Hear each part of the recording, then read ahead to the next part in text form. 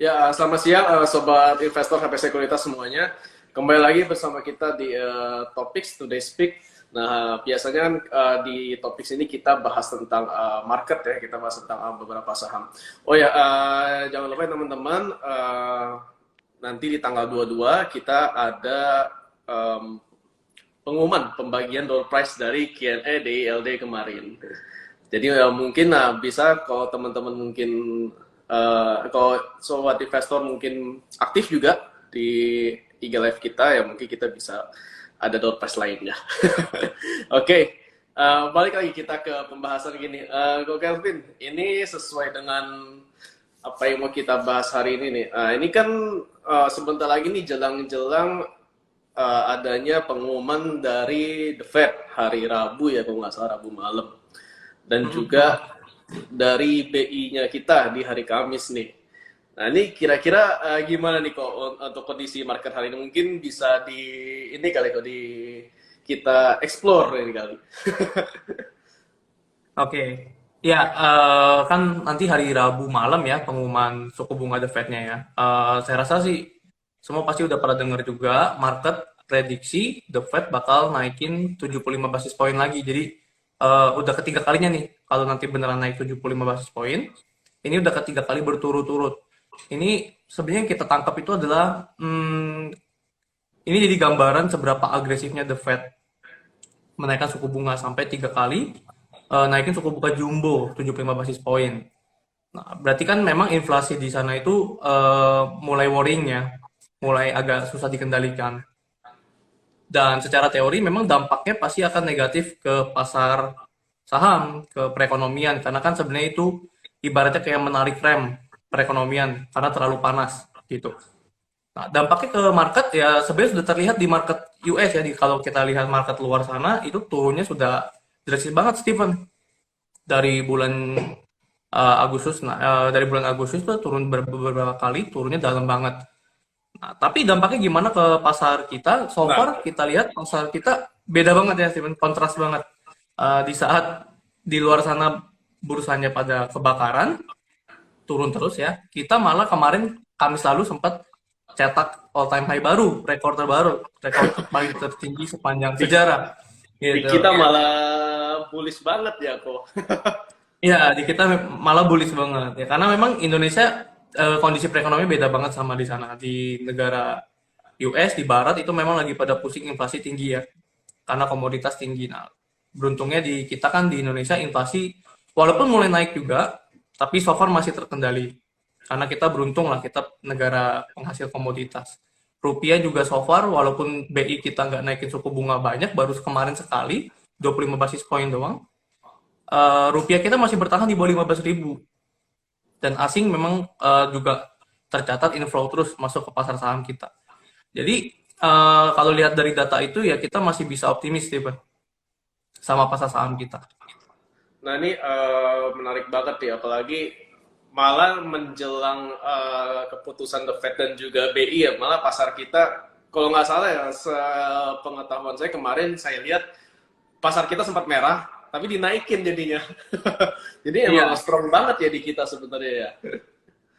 benar-benar. Memang hari Jumat lalu sih sempat drop ya, market kita sempat drop lumayan dalam kembali ke bawah 7.200. Tapi kemarin Senin menguat dan hari ini sih so far ya lagi volatil sih ya. Memang pasar US, pasar sini Asia juga memang lagi kehilangan arah nih Stephen. Mau nunggu dulu nih The Fed bagaimana? Apakah benar naikin 75 basis point atau bahkan bisa banyak pengamat juga menilai ada peluang 30% naikinnya sampai 100 basis point. Nah, Itu drastis banget kan? Itu drastis banget. Kalau misalnya sampai beneran sampai 100 basis point, tapi ya unlikely sih, unlikely. Ya, kalau sampai beneran ya itu dampaknya mungkin market akan panik selling lagi di luar dan kita nyusul hari Kamisnya gitu. nah ini kok menarik nih. Nah dengan adanya fenomena yang akan terjadi nih, kan pasti seperti yang Ko Kelvin bilang ya, jadi pasti dampak ke kita tuh lumayan ada lah gitu. Nah kita sebagai investor nih kok, nah, sebagai dan juga buat sobat-sobat investor nih, ini kita mesti kayak gimana sih kok strateginya kok? Apakah kita sudah mulai mengikuti selling beberapa udah mulai jual sahamnya atau kayak gimana kok? Oke, nah kalau saran dari saya, sebaiknya untuk menghadapi market yang sekarang ini, lebih baik kita jaga rasio cash di portofolio kita. Dan kita mulai pelan-pelan switching portofolio kita dari sektor-sektor yang agresif ke yang lebih defensif, Stephen. Karena ke depan ya mau mau bagaimanapun, walaupun dampaknya di Indonesia sekarang belum terasa, saya rasa sih ke depan kalau misalnya suku bunga di sana naik terus dan diikuti nggak cuma US ya, Eropa ikutan, Asia seperti negara-negara besar kayak Jepang yang misalnya ikutan juga, itu dampaknya bakalan berasa pasti ke Indonesia. Nah, dengan eh, tingginya inflasi dan suku bunga ikut naik, inflasi juga naik, baiknya kita switching ke sektor defensif, sektor-sektor yang bisa bertahan lah menghadapi tingginya inflasi gitu, Stefan. Oke, oke. Sebelum kita lanjut, buat sobat-sobat investor, semuanya kalau ada pertanyaan itu bisa langsung di kolom chat atau di kolom question ya yang ada tanda tanyanya. Jadi sobat-sobat bisa langsung drop pertanyaan apa yang mau dibahas bersama Ko Kelvin di situ. Mungkin ada spesifik saham apa yang mau dibahas, bisa langsung di kolom komentar atau di kolom question tersebut. Nah, ini menarik nih, Ko. Kalau tadi sempat Ko Kelvin bilang kita harus menjaga rasio cash. Nah, kira-kira berapa persen sih kok yang kita mesti jaga nih cashnya kita? Dan tadi kan sempat dibilang sudah mulai nih kita switching ke saham-saham yang defensif. Nah ini berapa persen kok kita alokasikan ke saham-saham tersebut kok? Oke, ya biasa sih rule of thumb yang gampangnya ya 30% rasio cash dari porto kita jaga. Jadi standby nih Steven, supaya kita ready kalau tiba-tiba market ada something yang bikin panic selling lagi, drop dalam. Nah, kita jangan cuman jadi penonton waktu tiba-tiba market drop, karena market bisa kapan aja drop. Dengan resiko yang tinggi kayak sekarang gini, bisa tiba-tiba ada berita bad news dari manapun, bisa tiba-tiba trigger panic selling di market. Nah, kalau kita sudah siapin 30% cash, setidaknya kita bisa langsung tangkap peluang gitu. Dan kita bisa cukup optimis karena tadi yang di awal sudah saya jelasin ya, karena kondisi kita sebenarnya fundamental ekonomi Indonesia masih oke, kita masih bisa pede lah kalau nanti market turun akan cepat rebound lagi. Nah, jadi kalau ada panic selling kita bisa langsung serok, kita bisa akumulasi di harga bawah. Gitu. Nah, sisanya mungkin 50% dari porto yang sekarang kita switching ke saham defensif. Yang tadinya mungkin pada portofolio isinya saham komoditas ya, kan udah pada tinggi tuh. Nah, udah boleh kita consider untuk ambil untungnya. Saham-saham komoditas, saham-saham banking mulai dikurang-kurangin, ditukar ke saham defensif, terutama yang masih tertinggal sih, Bang. Gitu. Oke, nah ini pertanyaan dari komen nih yang sebenarnya mau saya tanyain juga sekalian Niko. Nah, tadi sektor yang defensif itu sektor apa sih kok? Ini ada yang bilang apakah BBCA, BBRI atau sektor apa nih kok? Iya, oke, bener sih, banking termasuk salah satu sektor defensif ya. Itu ya sektor banking backbone-nya IHSG lah. Itu bisa kita anggap saham defensif. Tapi kalau kita lihat harganya sekarang sih, kan harganya sudah tinggi. Udah tinggi banget sih, iya. Iya, harga banking, saham-saham banking rata-rata sudah, bahkan kayak BCA sudah bikin all time high baru juga. Bank Mandiri juga. Nah, consider itu sebenarnya lebih baik kita ke sektor defensif lainnya. Gitu. Kecuali tadi ada koreksi yang tajam. Market tiba-tiba panic selling, saham bank banyak yang turun dalam, nah itu baru menarik kita serok gitu. Tapi kalau di harga-harga sekarang yang tinggi ini, sebaiknya kita cari sektor defensif lain. Nah, saham apa sih yang menarik buat jadi pilihan di sektor defensif? Nah, oke, salah satunya itu sektor telekomunikasi.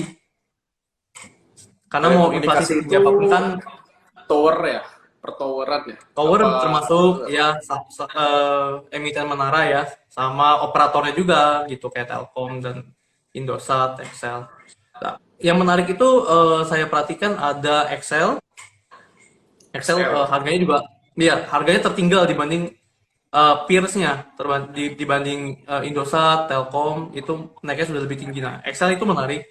Kedua dari Menara itu ada Tebik Tower bersama. Kalau bersama tebik, oke. Sama itu juga lagi di sekitar level support itu coba perhatiin itu menarik juga kalau mau buat jadi pilihan switching. Nah, selain dari sektor telco, tentunya ada sektor consumer. Sektor consumer ya, consumer Consumer ya berarti misalnya seperti Indofood berarti kau ya. Indofood, betul. Ya, Indofood itu menarik, itu juga sudah dekat-dekat area supportnya ya di 6 ribuan. Nah, itu boleh diperhatiin juga. Nah, kok ini menarik nih kok. Ini kan kalau tadi mungkin kita bisa switching ke saham-saham yang defensif. Kalau yang tadi disebutin kan saham-sahamnya itu kenanya big cap semua ya, yang gede-gede semua ya. Nah, ini kira-kira apakah ada peluang juga kok untuk kita mungkin bisa trading di atau enggak investasi kecil lah, trading kecil di saham-saham second liner atau mungkin di gorengan atau terliner gitu kok. Oke, ya. Kalau misalnya nanti market akan bergerak turun, biasanya kan saham-saham big cap pada turun. Nah, itu justru jadi kesempatan juga buat saham-saham yang lebih kecil ya, lapis 2, lapis 3 biasanya mulai bergerak. Nah, tadi ada juga yang komen tuh friend ya, saham friend. Nah, itu juga menarik. Itu kan juga saham saham kecil ya, saham kecil sektor telco juga. Itu menarik juga.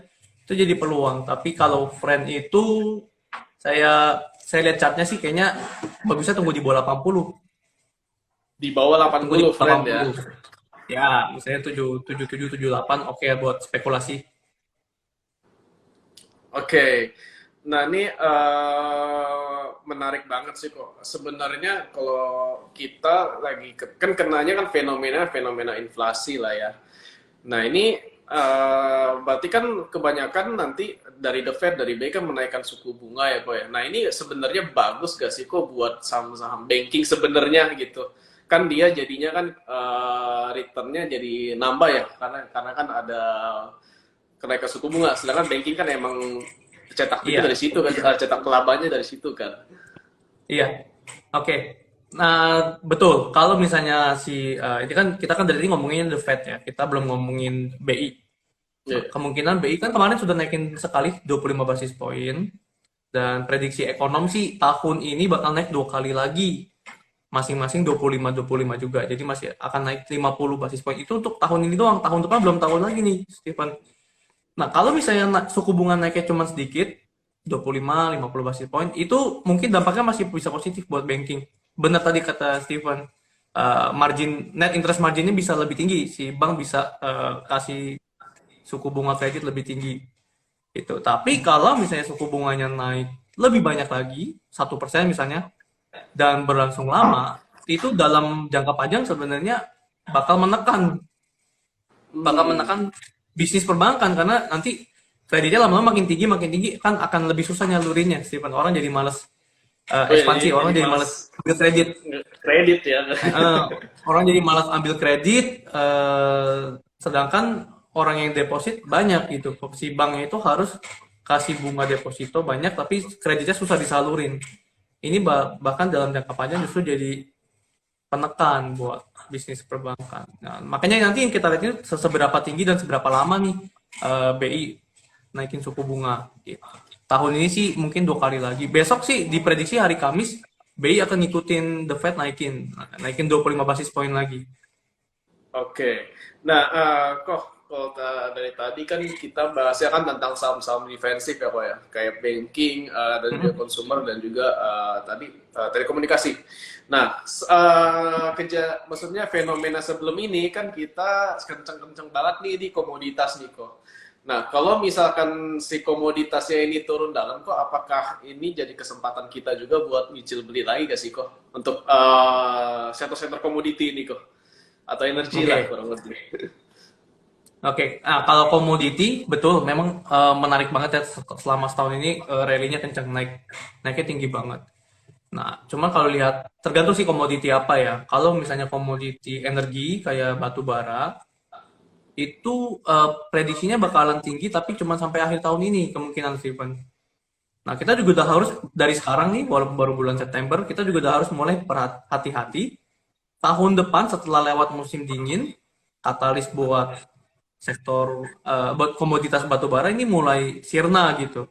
Dan harga batu bara mulai bakalan pelan-pelan turun mendekati tahun depan. Nah, dan tahun depan apalagi tahun depan ya pada banyak yang terawangnya gelap katanya kan tahun depan. Ekonomi dunia melambat kan Stephen. Karena pada naikin suku bunga, orang pada malas bisnis, pada malas ekspansi, pada turunin produksi, akhirnya kan permintaan komoditas turun.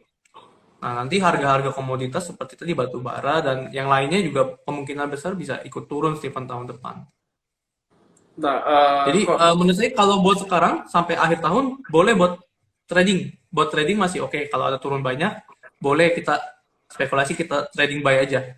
Tapi untuk jangka panjang, apalagi sampai tahun depan, kayaknya better ya sektor lain dulu deh. Gitu. oke. Nah, kok ini ya sembari menunggu yang bertanya, nih ada yang aku penasaran juga nih kok. Kan berarti kenaikan suku bunga ini pasti kan juga ada dampaknya dengan saham-saham kayak konstruksi dan properti. Apalagi konstruksi kan, kalau mereka biasanya kalau mereka mau bikin proyek kan pasti kredit juga kan, pinjaman juga kenanya. Nah ini bakal kena dampak juga gak sih kok kayak gini? Soalnya kalau aku lihat Iya, dari beberapa betul, hari betul. kemarin ya, ini konstruksi ada bangkit nih, bangkit kecil-kecil mungkin ya, bisa dibilang. Kayak Wika, Adi gitu. Iya, sebenarnya sektor properti konstruksi memang dampaknya negatif juga kalau suku bunga naik. Ya, kalau suku bunga naik terus tentunya kan beban utang bakalan naik nih, terutama buat emiten-emiten konstruksi karya yang hutangnya pada gede-gede. Kemungkinan bakal nambah beban, tapi ya diimbangi nih. Kebetulan diimbangi Stephen, diimbangi sama katalis dari IKN. Oh iya, bener juga. Dari katalis IKN ngimbangin gitu so far ya kalau saya perhatiin. Jadi dan kebetulan harganya juga masih under value banget buat saham-saham konstruksi. Lagi murah-murahnya lah gitu. Jadi resiko turunnya sebenarnya sudah terbatas. Gitu. Itu buat konstruksi. Kalau properti, so far dilihat saham properti justru malah mulai pada naik ya. Padahal market kan sudah prediksi nih suku bunga bakal naik. Tapi buktinya saham properti masih bergerak solid. Nah, berarti kalau dilihat sepertinya dampaknya nggak signifikan ke properti. Itu kayak Oh, beberapa emiten khususnya yang mungkin yang middle up ya properti yang segmennya itu middle up. Itu biasa pembelinya itu kan middle up, jadi nggak terlalu terpengaruh sama suku bunga. oke. Niko, mungkin ada satu pertanyaan yang mengakhiri live kita ya. Ini untuk saham nikel gimana Niko? Kalau tadi kan kita sebutnya mungkin batu bara ya tadi ya, kalau energi. Kalau nikel gimana Niko? Iya ya, tadi komoditas belum belum bahas nikel ya. Nah, nikel nikel tetap masih menarik. Kalau nikel itu beda ya. Soalnya justru tahun depan ini kan negara-negara di dunia makin ngegenjot penerapan itu ya apa namanya kendaraan listrik. Nah, katalis dari itu masih bisa ngimbangin, Stephen. Jadi permintaan mobil listrik ke depan masih akan tumbuh terus karena negara-negara di luar justru berlomba-lomba kan karena ini minyak naik aja pada pusing kan, bensin naik gitu. Ini jadi momentum juga buat negara-negara beralih kan ke kendaraan listrik. Momentum nih karena nah kalau bensin naik ini kan banyak yang komplain, tapi kalau nanti bensin mau naik seberapa pun kalau banyak yang pakai kendaraan listrik pasti kan nggak terlalu terpengaruh ya. Nah, itu jadi katalis positif buat nikel. Tuh. Walaupun ya ke depan sebenarnya outlook-nya bakal melambat perekonomian global, tapi khusus buat di kendaraan listrik kayaknya bakal terus bertumbuh tahun depan. Oke. Nah, ini satu pertanyaan kok mengakhiri live-nya kita. Nah, ini Boleh, boleh. dari Ko Kelvin, stock pick untuk sobat investor apa nih kok? Oke, tadi udah sempat disebut ya ada Tebit, Power Bersama, ada Indofood. Kalau di komoditas MDKA juga menarik, Steven. Merdeka Copper Gold ya. Dia Sorry kan kok. tambangnya emas sama tembaga dan In- punya nikel juga. Indofood MDKA ini itu. Indofood yang mana nih? Ada dua nih Indofood. Oh iya, INDF aja, INDF. Yang INDF ya. induknya. induknya ya. Karena kalau ICBP masih terpengaruh harga gandum tinggi kan. Kemarin kan laporan keuangannya jelek quarter 2 karena beban apa harga pokok penjualannya naik banget karena gandum kan. Tapi kalau Indofood kan lebih luas, nggak terlalu Oke, terpengaruh banget seperti CBP. Oke, itu call ya buat sobat-sobat investor. Tadi ada XL, Tebik, ada juga INDF dan juga MDKA. Nah, boleh sobat-sobat investor dicoba apakah sesuai dengan trading plan-nya sobat-sobat investor. Kembali lagi ya, kembali ke trading plan nih. Oke, thank you Ko Kelvin atas insight-nya. Ini kita akhiri ya live-nya kita. Bermanfaat Oke, banget nih Steven. buat kita semua. Jadi menjelang adanya nanti pengumuman dari The Fed dan juga BI, jadi sobat-sobat bisa sudah mulai ancang-ancang nih. Bisa mungkin menjaga cash atau mungkin sudah mulai pantau nih beberapa saham yang tadi mungkin disebutin sama Ko Kelvin. Oke, thank you sekali lagi semuanya sobat-sobat investor dan juga Ko Kelvin, dan jangan lupa buat sobat-sobat semuanya nanti di tanggal 22 kita akan ada pengumuman dari door price Q&A bersama deal kemarin DLD kemarin. Nah, jadi sobat-sobat bisa aktif juga ya di IGLV kita, mungkin nanti kalau misalnya memang rame ya kok ya kita mungkin bisa kasih door price yang lainnya mungkin. Oke, terima kasih semuanya. Terima Oke, kasih Ko Kelvin. oke, thank you, Steven. Semoga bermanfaat. Happy trading dan cuan selalu semuanya. Thank you. Happy trading.